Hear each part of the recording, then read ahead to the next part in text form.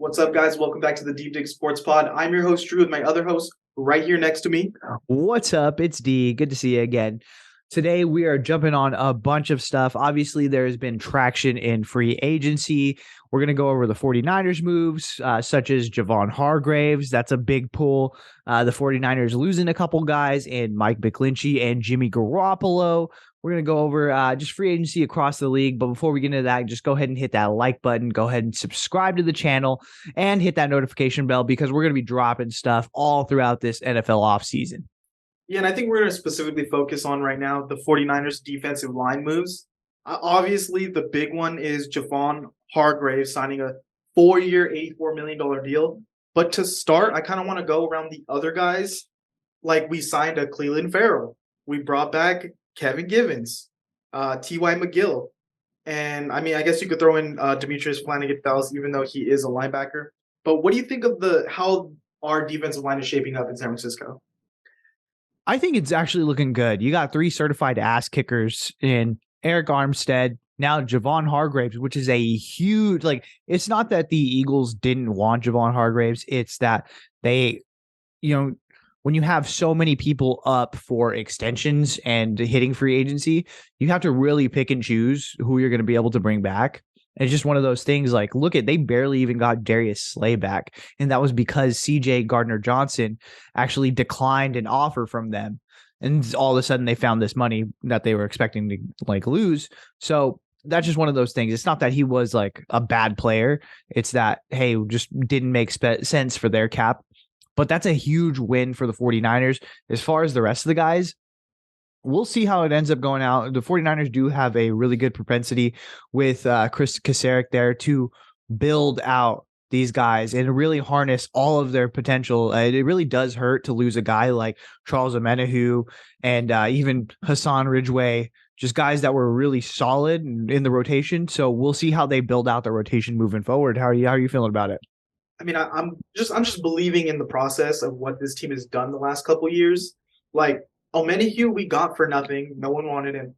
Ebukam was nothing before we got him. We continue to build out these guys and let them go get money because when you're opposite Nick Bosa, you could rotate that position. And if you're fresh and you're decent at what you do, you're going to be pretty effective. So I'm feeling good. I think Clelin Ferrell hits all the marks of what we've been doing. Taking a guy that hasn't lived up to expectations, and we're going to try to max out his potential. So I'm excited to see what he can do. I mean, obviously a terrible draft pick at the position he was taken, but he wasn't a scrub for the Raiders. He wasn't completely terrible. He does some things well. So let's see how he can fit in then. And then I don't think people are taking into account Drake Jackson year 2. Let's see if this guy can step up and really take command of that starting position. I think everyone wants us to sign a Yannick Ngakoue or something like that, but I feel good about a lot of the guys we have in-house now.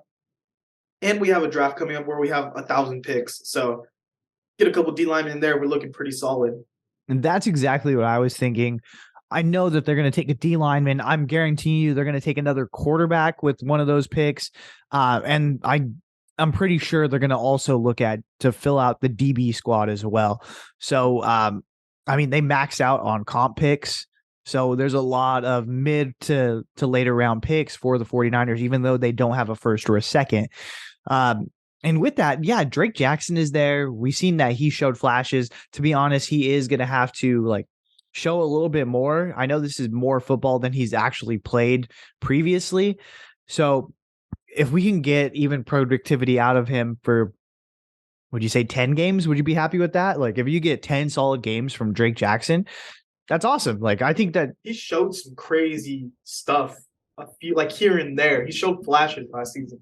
Yeah, it's just, again, more football than he's ever played in his life. So it's just one of those things. He's got to get through the entire season. We'll see how he can carry that on moving forward. Maybe I'm thinking he is going to take a giant step from year 1 to year 2, just because he has Nick Bosa there, and Nick Bosa kind of already said the same thing about his year 1 to year 2 jump.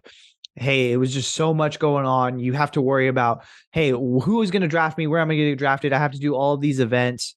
So you can't really And then you're not really focused on football. You're focused on these combine, like, how am I going to run the 40? How am I going to do this cone drill? How am I going to do all of these different things? So with another offseason where you can just strictly focus on, hey, what am I going to do to make myself a better football player? I think that's going to be huge for Drake Jackson. Yeah, and I mean Kinlaw, he's still going to be on the roster. Maybe Kinlaw can take on that role that we were saying at the end of last season. Like, give me 5 plays, give me 5 dominant snaps this game, and let's see if you can like help us win. Because he's not going to be our starter. We can't rely on him to just be around every week. But maybe like last season, we save him up. Maybe he gets better, he gets healthier. I'm just optimistically trying to view the situation of, hey, he's a big body. He's strong.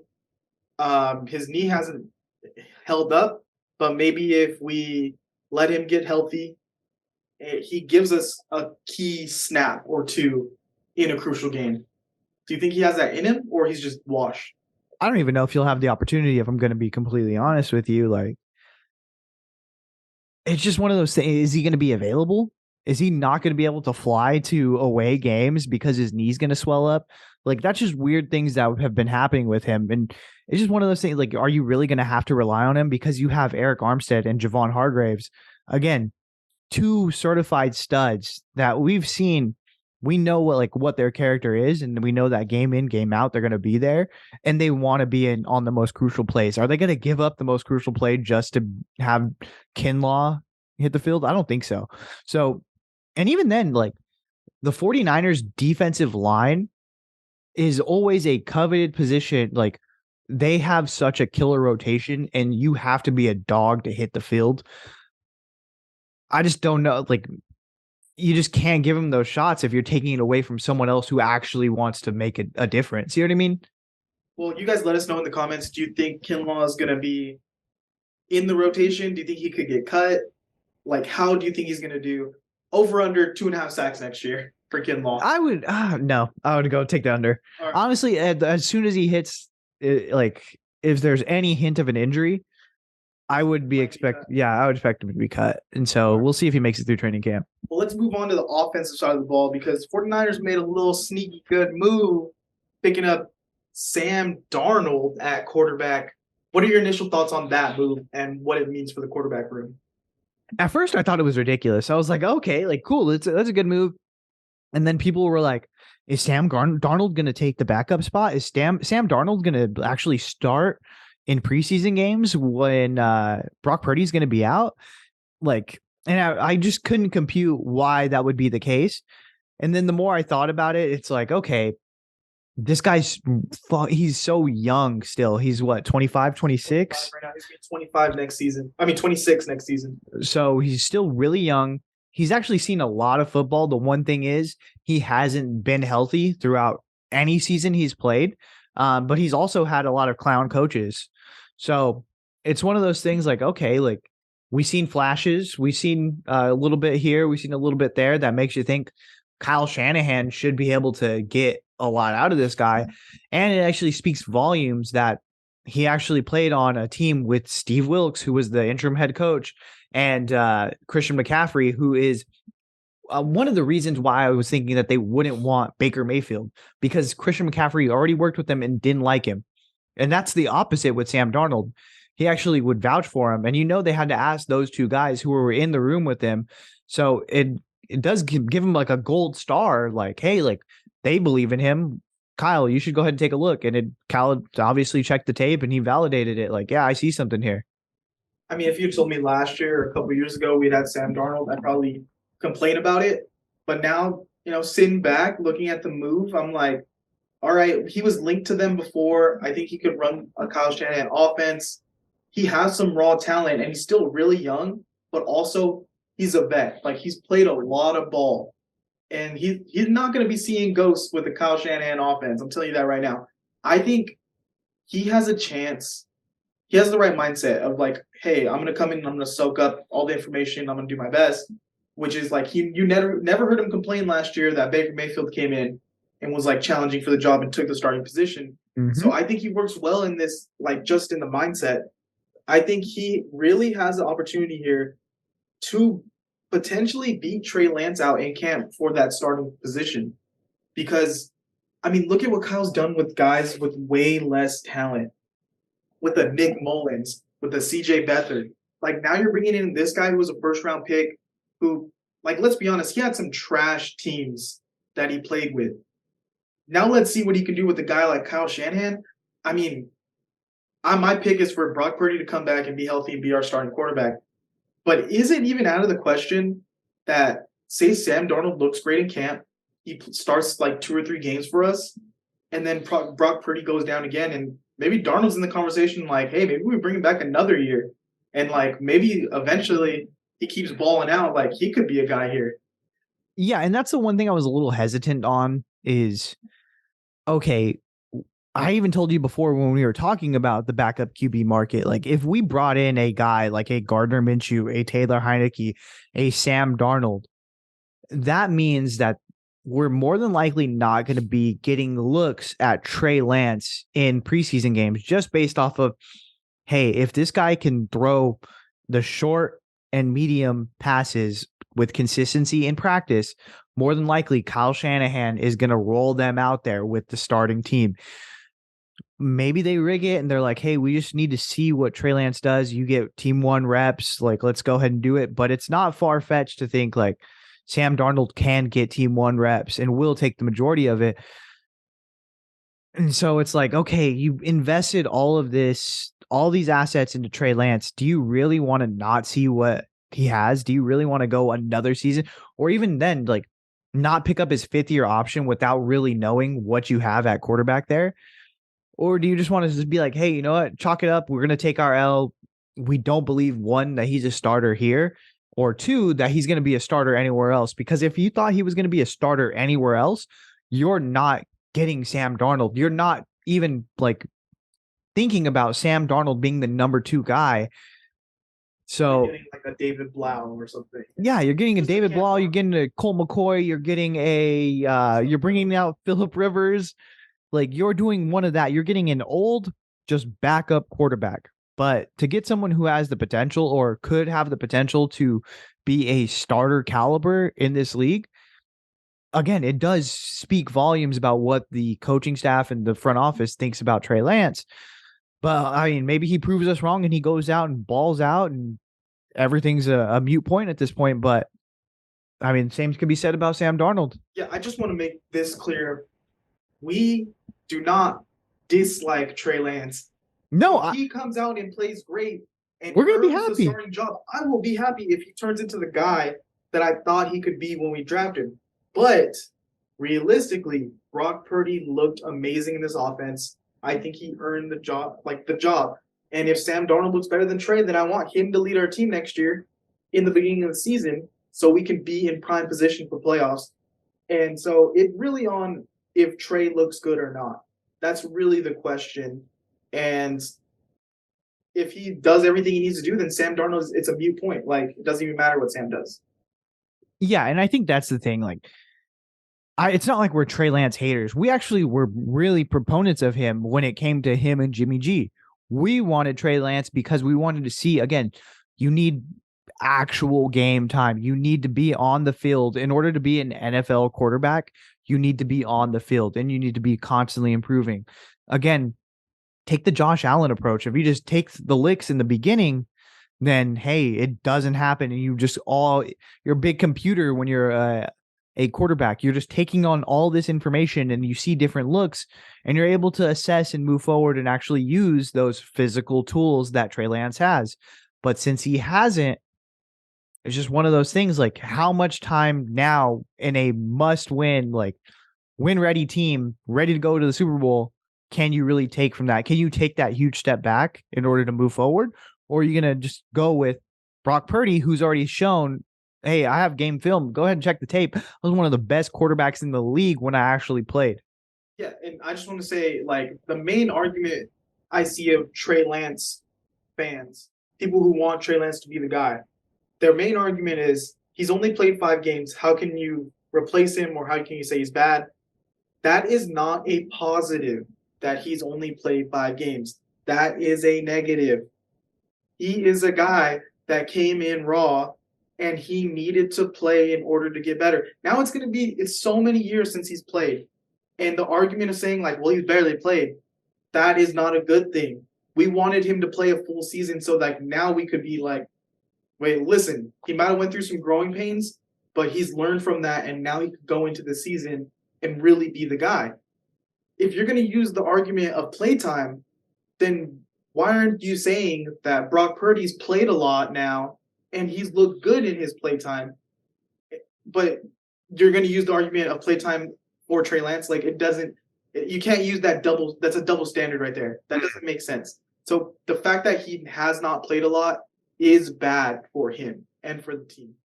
Yeah, and to bring it back to Sam Darnold is a guy who's played a lot. Like, he is a young, old vet. Like, you know what I mean? So to think like maybe Kyle does like him or like his game is not crazy. But if I had to choose, I wouldn't have gotten if it was me, if I'm John Lynch, I'm not going for Sam Darnold if I want to see what Trey Lance has to offer, if that makes sense. You know what I mean? And we'll see, man. We're gonna follow it all training camp. We're gonna see. I'm sure we're gonna go check out some games, see who is doing better, Sam Darnold, Trey Lance. Go and let us know in the comments. Do you think Sam Darnold could start for this team next year? Do you think it's Trey's team no matter what? Let us know what you guys feel about the situation. But we do want to go to 49ers quarterback who's no longer with the team, Jimmy Garoppolo. He is in Vegas. He is a Raider. And did you see that the brothel workers said that he has lifetime free access? Free sex for life, baby. So star Jimmy, they're calling him Brothel Jimmy, I think. Yep. So, there you go. What do you think about that move, getting rid of Derek Carr, bringing in Jimmy Garoppolo to Vegas? For Jimmy Garoppolo, I actually like it. I thought it was it's a team-friendly deal. So I would have liked this deal better if it had been the Texans, if it had been the Falcons, if it had been the Panthers, one of those teams. But you just said it. Like, it was the Raiders, and they're moving off of Derek Carr. And not only were they moving off of Derek Carr, but this entire offseason, there's been buzz. Hey, is it going to be Tom Brady? Are we going to go for Lamar Jackson? Could we swing a deal for Aaron Rodgers? And then you end up with Jimmy Garoppolo? Like, if I'm a Raiders fan, I'm feeling a little slighted here. I'm like, what the fuck is going on? This, if anything, let's swing for the fences. Let's try to get a home run. It just feels like Josh McDaniels really just wanted to save his job another year. That's what I'm taking from it. If I'm a Raiders fan, like, dude, like, what is wrong with Josh McDaniels where he cannot work with someone that hasn't been on the Patriots? Where he like doesn't mesh well with other personalities. So he's just like a weirdo. What's going on here? So that's like my thing. If I was a Raiders fan, I would actually be pissed off.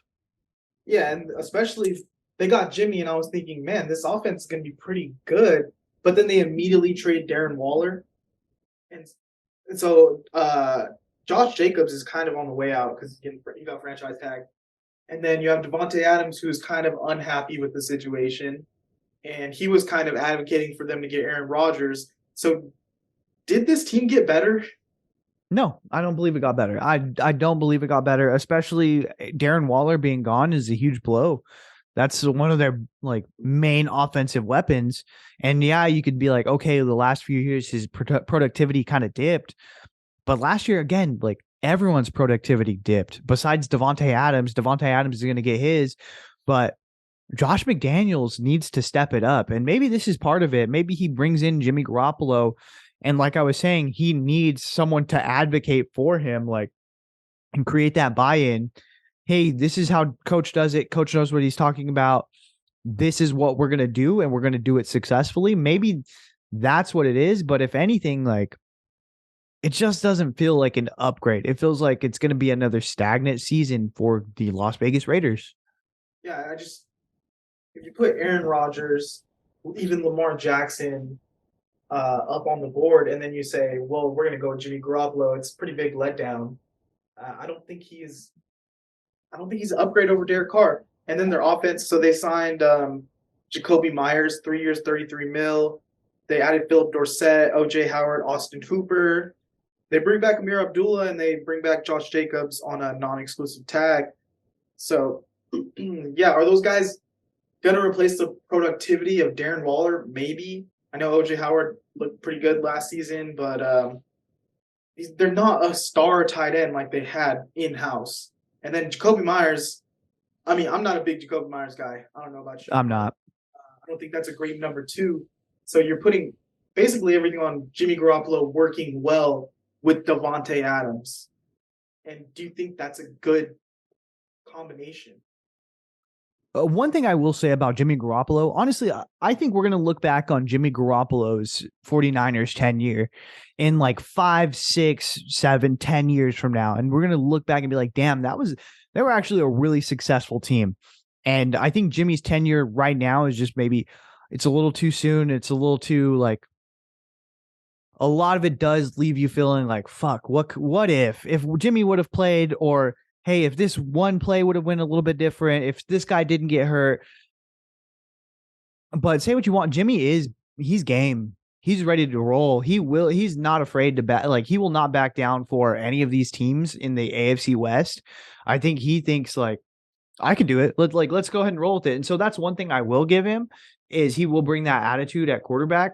Whereas, he's not afraid in the crunch time to like have the ball in his hands and like really let it rip. Whereas with Derek Carr, like you did kind of see that.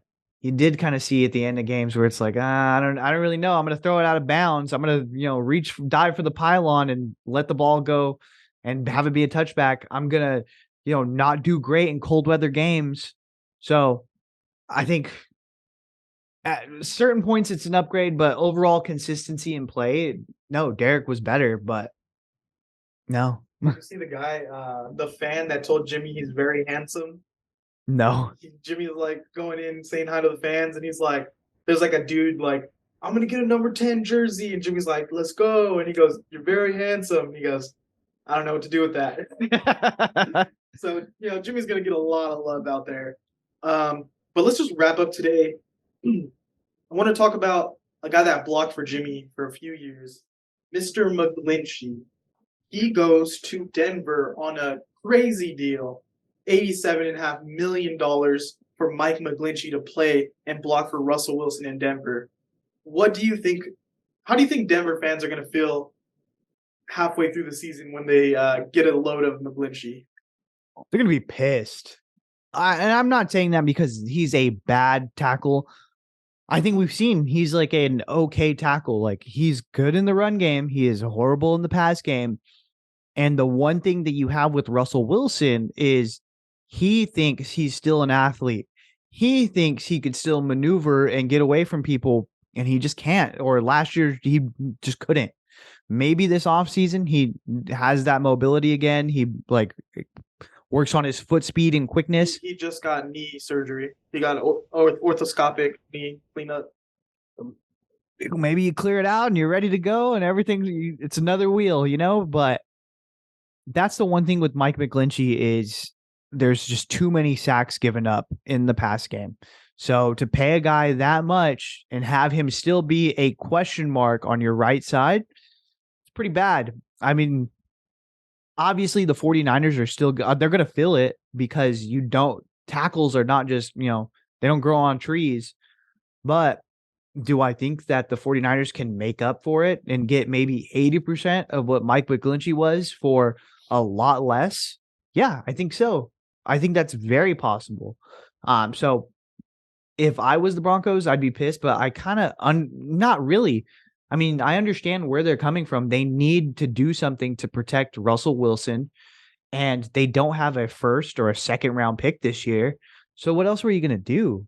Like, there's not really much else. If you have the money to go out and pay a guy who you think is the top tackle, then you go out and you get it. And so, like, they did it, and they were going against the Bears. The Bears were really pushing for Mike McGlinchey, and the Bears lost out. It's kind of L on them. I'm just looking forward to next season after the games on Sunday, going to Raiders Twitter after Jimmy throws a dumb interception and going to Denver Twitter and seeing them frustrated that McGlinchey gave up a sack on a third down. So, like, I think it's weird that there's a guy that was unanimously hated by a whole fan base And then he goes to another team and gets $87.5 million. Like, he drove 49ers fans up the wall. They hated him so much by the end. And I remember he came out statement like, "Oh yeah, I would love to stay." And everyone was like, "No, don't." So it's gonna be tough for Broncos fans. I feel for them, but I'm gonna really enjoy watching like the downfall of the players we let go.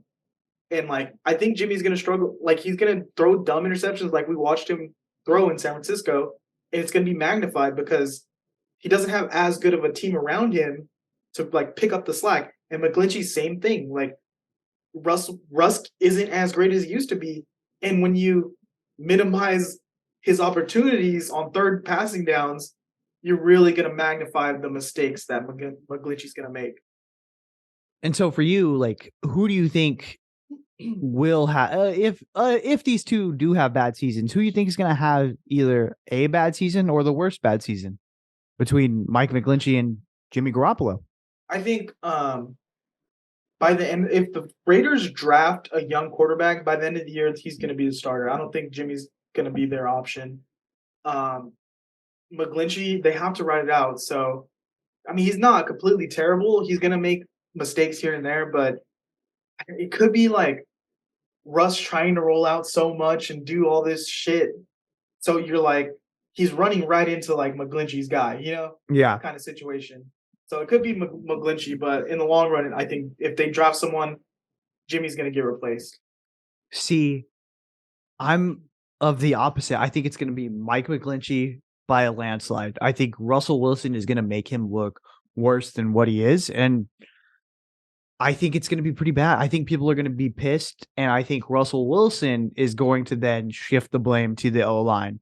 And we've seen last year, it was a shit show between Russell Wilson, QB1, and his entire offensive line, which was pretty crazy. Like that created, and not even that, just not even the offensive line either. It was the defensive line too, going like, what the fuck are we doing here, dude? So they just can't have another season like that. I think that would be, I'm gearing up for a bad Broncos season. On the other hand, I don't really trust Josh McDaniels with a rookie quarterback. Do you trust him to like really shape a guy, especially if all that's left when the Raiders draft is let's say it's Anthony Richardson and Will Levis, two guys who are just you need to mold them and aren't the Mac Jones roll out like, hey, I can do QB boot, but realistically, my bread and butter is going to be a pocket quarterback. If you have one of these guys that are more athletic, do you think that they would actually draft him? I don't think so. I think Will Levis has Raiders written all over him to me.